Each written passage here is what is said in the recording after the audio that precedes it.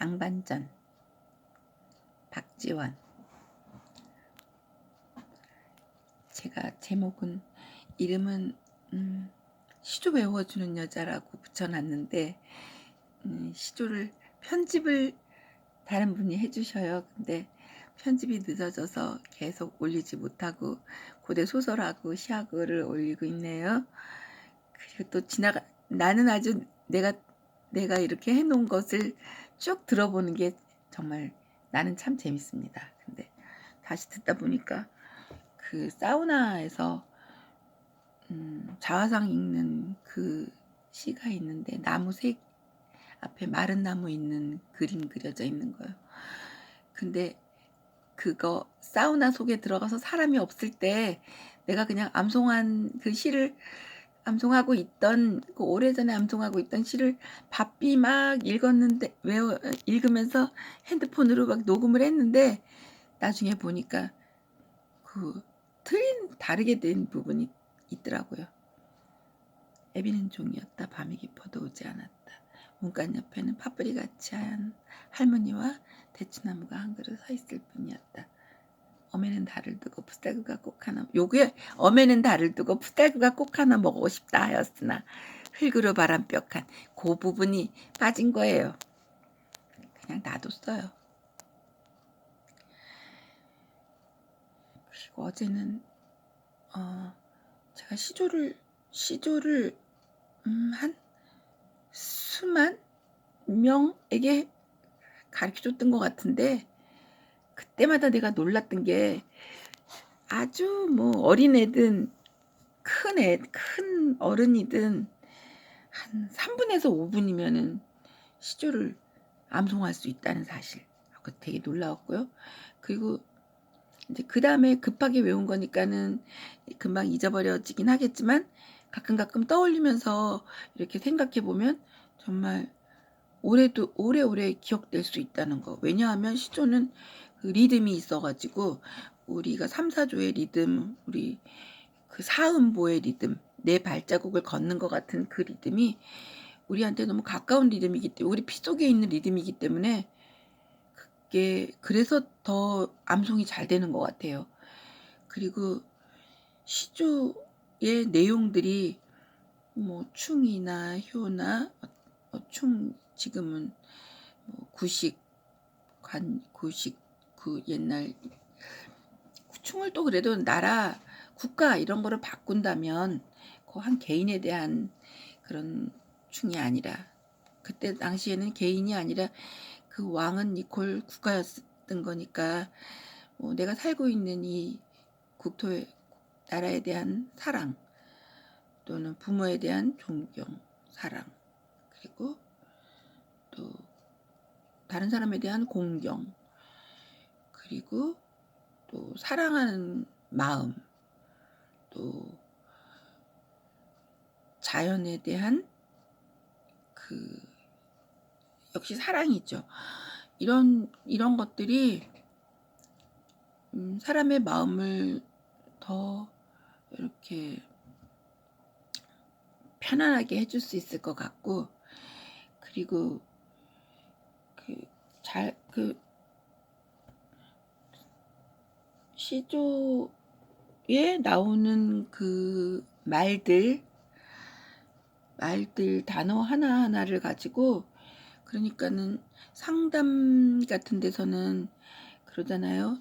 뭐 롤샵 잉크 반응 테스트라든가 아니면은 뭐 그림 갖고 대화를 나누던가 정신분석에서는 꿈이나 이런 걸 갖고 나누던가 아니면 포토그래피 그런 데서는 사진 한 장을 가지고 나누던가 하면서 이거는 상담자 피상담자 사이에서 어떤 이야기를 끄집어낼 때 그 도구가 될 수 있는 자료들 그게 필요한 것 같은데 그런 것 때문에 이제 여러 상담의 기법들이 발달했을 텐데 제가 생각하기에는 시조를 가지고 내가 좋아하는 시조를 가지고 시조에 나오는 어떤 내 마음에 딱 오는 어떤 단어 그걸 가지고 같이 얘기하면서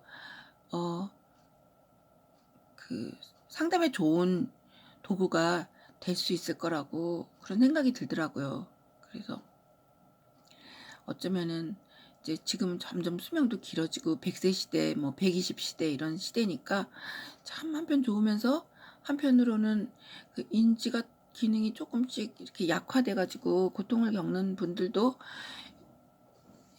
있을 텐데, 또 가족들도 그렇고요. 그런 거를 예방할 수 있는 좋은 방법으로 약을 먹는다든지 뭐 운동을 한다든지 뭐 좋은 방법이 있지만, 그 중에 하나로 조상들이 우리 손에 이렇게 딱 쥐어준 시조라는 이 도구는 잘만 이용하면 정말 크게 모든 사람에게 우리의 미래에, 우리의 노후에 크게 쓰여질 수 있는 도구가 아닐까 하고 생각해요. 그래서 유튜브도 시작했던 거고, 또 오프라인에서도 뭔가 시조를 통해서 나이 드신 분들의 인지를 더 활성화시킬 수 있는 방법을 찾고 싶습니다. 국수집도 생각했지만 아직 못하고 있는데 과연 내 생에 할 수 있을지 모르겠지만 항상 하겠어. 이게 나의 사명이야. 이런 생각을 한답니다.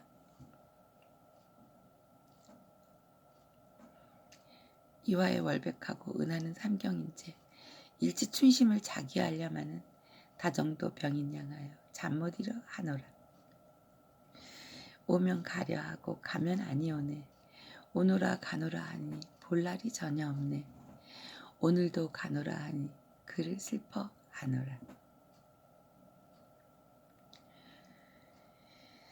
양반전. 양반이란 사족을 높이는 말이다. 정성군에 한 양반이 있었는데 성품이 어질고 글 읽기를 좋아했다. 군수가 새로 부임할 때마다 반드시 그들은 이 양반의 집을 찾아가 인사하는 것이 하나의 예의로 되어 있었다. 그러나 그는 원래 집이 가난해 해마다 관가에 황고를 타먹었는데 여러 해가 되고 보니 어느새 빌려다 먹은 것이 천석이나 되었다. 관찰사가 각 고을을 돌아다니며 관곡을 조사하다가 이 고을에 와서 충난 것을 보고 아주 크게 고를 내면서 말했다. 아니 어느 놈의 양반이 이렇게 했단 말이냐. 천석을 빌려다 먹다니 하고 그 양반을 당장 잡아 가두라 하였다. 군수는 그 양반이 워낙 가난해서 관곡을 갚을 방도가 없음을 불쌍히 여겨 차마 가둘 수는 없고, 그렇다고 해서 무슨 딴 방도가 있는 것도 아니고 해서 퍽 곤란한 처지였다. 양반은 밤낮으로 울기만 하면서 어쩔 바를 몰랐다. 양반의 아내는 평생 당신은 글 읽기만 좋아하고 아무 관곡 갚을 방도조차 없으니 참 불쌍하구랴.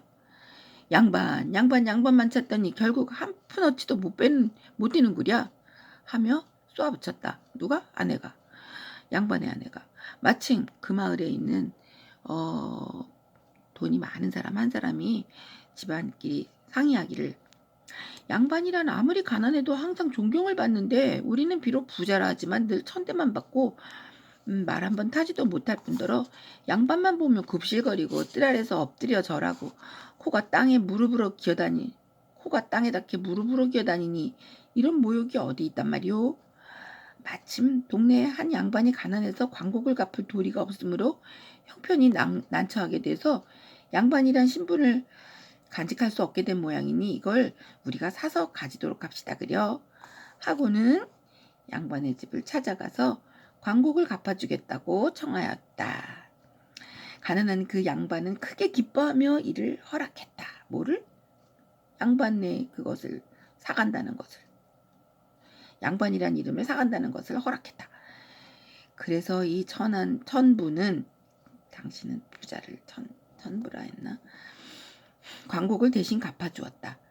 군수는 그 양반을 위로할 겸 또한 관곡을 갚은 내력을 들을 겸 그를 찾아갔다. 그런데 그 양반은 번거지를 쓰고 짧은 옷을 입고 뜰 아래 엎드려서 절을 하고 소인이라고 하며 감히 우러러보지 못했다. 관수는 마구 뛰어내려가서 그 첨부를 붙잡고 아니 왜 이렇게 못난 짓을 하오? 하고 불렀다. 그러나 양반은 더욱 두려워하며 머리를 수그리고 엎드려서 황송하에다 실은 소인이 감히 스스로 욕되고 못난 짓을 하는 것이 아닙니다. 양반을 팔아서 관곡을 갚은 것입니다. 아유 죄송합니다. 여기 엎드려 있는 사람은 양반을 팔은 양반이네요. 양반을 산 첨부가 아니고. 그러므로 마을에 사는 첨부가 이젠 양반이에요. 소인이 어찌 감히 양반인 체하고 자신을 높일 수 있겠습니까? 하는 것이다. 군수는 이 말 듣고 탄식하며 말했다. 아, 그 첨부야말로 군자매 양반이로군. 부자면서도 인색하지 않으니 의가 있고 사람의 어려움을 급하게 여겨 구하였으니 이것은 어진 것이요. 낮은 것을 미워하고 높은 것을 사모하니 슬기로운 일입니다. 이는 참으로 양반이외다. 비록 그렇지만 개인끼리 사고팔고 했을 뿐 증서를 만들어주지 않으면 이 다음에 소송거리가 되기 쉬웁니다. 그러니까 나와 당신이 고을 사람을 모아놓고 증서를 만들어서 군수인 나도 거기다 도장을 찍으리다.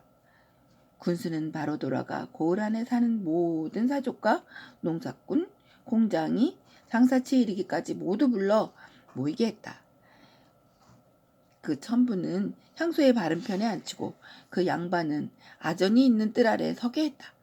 그리고 양반 매매 증서를 만들었다. 걸륜 10월 10년 9월 모일에 증서를 만드노니 내 천석의 관곡을 갚지 못하여 양반을 판다. 원래 양반이란 여러 가지가 있는데 글만 읽는 일을 선비라 하고 정치에 관여하게 되면 대부가 되고 덕이 있으면 군자가 되고 무안을 서쪽 반에 서면 부가는 서쪽 반에 서고 문가는 동쪽 반에 선 까닭에 이를 양반이라 한다. 이 중에서 법대로 고르되 맘대로 고르되 나쁜 일은 절대로 버려하고 옛일을 본받아야만 한다. 새벽 4시만 되면 일어나서 촛불을 켜고 눈은 콧날 끝을 슬며시 내려다보고 무릎을 꿇고 마치 얼음 위에 표주박 굴리듯이 내리 책을 외워야 한다. 배가 고파도 참고 추위에도 견디어 가난함을 입 밖에 내지 말아야 한다. 이빨을 딱딱 부딪히며 뒤통수를 자근자근 두드리고 기침을 적게 하고 입맛을 다시고 앉아 관은 꼭 소매자락으로 쓸어서 반드시 쓰고 양치질은 지나침이 없어야 한다. 종을 부를 때도 긴 소리로 부르고 걸음을 걸을 때는 천천히 걷는 법이다. 고문집보나 당사 품에 같은 책은 깨알처럼 잘게 벗겨서 한 줄에 100자씩 되어야 하고 손에는 돈을 쥐는 일이 없고 쌀값을 묻지 말아야 한다. 아무리 더워도 버선을 벗지 말며 밥을 먹을 때도 의관 없는 맨머리로 하지 말아야 하며 먹는 데 있어서도 국물을 먼저 떠먹지 말고 물을 마시는데도 넘어가는 소리가 나지 않도록 하며 수저 놀리는데도 소리 나지 말며 먹지 말아야 할 것이 많다. 술을 마실 때는 수염을 적시지 말며 담배를 피우는데도 불이 이지러지도록 연기를 마시지 말아야 한다. 속상하는 일이 있어도 아내를 때리지 말아야 하며 골이나도 그릇을 깨지 말며 주먹으로 아이들을 때리지 말아야 하며 옛날에는 아내를 때리고 아이들을 때렸나? 그릇을 깨고 종을 꾸짖을 때에도 죽일 놈이라고 하지 말며 죽일 놈이라고 했네. 소나 말을 나무랄 때도 먹이던 주인을 욕하지 말아야 한다. 병이 나도 무당을 부르지 말아야 하고 제사 때에도 중을 불러다 제를 올리지 말아야 한다. 화로에 손을 쪼이지 말아야 하며 말할 때는 침이 튀지 않게 하고 소를 잡지 말고 돈노름도 하지 않는 법이다. 무릇 이와 같은 여러 가지 행실이 양반과 틀림이 있을 때에는 이 증서를 가지고 관가에 가서 재판을 할지어다. 이렇게 증서에다 글을 쓴 다음 성주인 정상군수가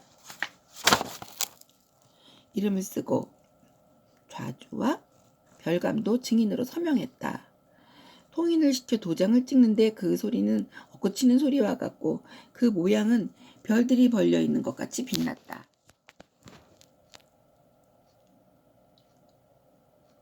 호장이 다 익자 부자는 한참 동안 슬픈 표정으로 있다가 말했다.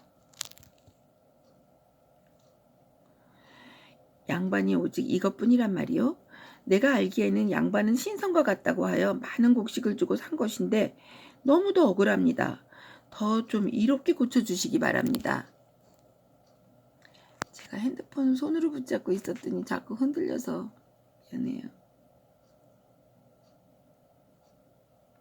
그래서 다시 증서를 고쳐 쓰기로 했다. 하늘이 백성을 내매 있어 그 백성의 종류는 4가지가 있는데 4가지 중에서 가장 귀한 자는 선비인데 이를 양반이라 하며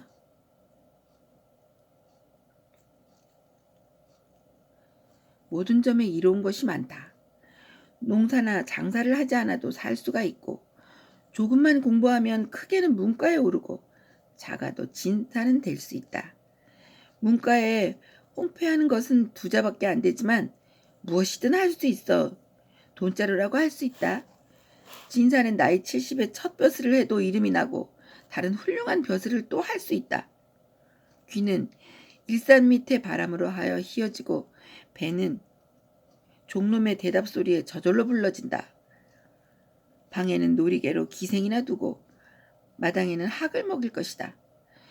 궁한 선비가 되어서 시골에 가서 살아도 자기 뜻대로 할 수 있으니 이웃집 소가 있으면 내 논밭을 먼저 갈게 하고 서울 사람들을 불러 마을 사람들을 불러 내 밭 김을 매게 하며 어느 놈이든지 감히 말을 듣지 않으면 코로 잿물을 먹이고 상투를 붙들어 매고 수염을 자르는 등 갖은 형벌을 해도 감히 양반을 원망할 수는 없는 것이다. 부자는 이러한 내용을 듣다가 질겁을 하고 아이쿠머니나 맹랑합니다 그랴. 나를 도적놈으로 만들 심판이란 말이오? 아니 양반이 그런 도적놈이란 말이오? 저는 이런 양반 안 하겠소 하며 머리를 설레설레 짚고는 한평생 다시는 양반이란 말을 입 밖에 내지 않았다. 이 장사하시는 분 굉장히 올바른 생각을 갖고 계신 것 같고 그 당시의 제도에 대해서 자기 똑바른 생각을 갖고 계시네요. 생각해보면 옛날 양반은 이렇게 어거지도 많이 쓰면서 존경을 받으면서 물론 사람들이 마음속 깊이 존경한 건 아니겠죠. 그래서 그렇게 그 많은 그 얼굴에다가 뭐 쓰고 하는 극도 있고 또 풍자가 우리나라에서는 아주 그 분하게 백미라고 하잖아요. 그런데 지금 양반은 뭐지? 말하자면 지금의 양반은 양반과 그 첨부가 합쳐진 게 지금의 양반, 지금의 부자? 이거 아닌가요? 그러니까 권세도 누리고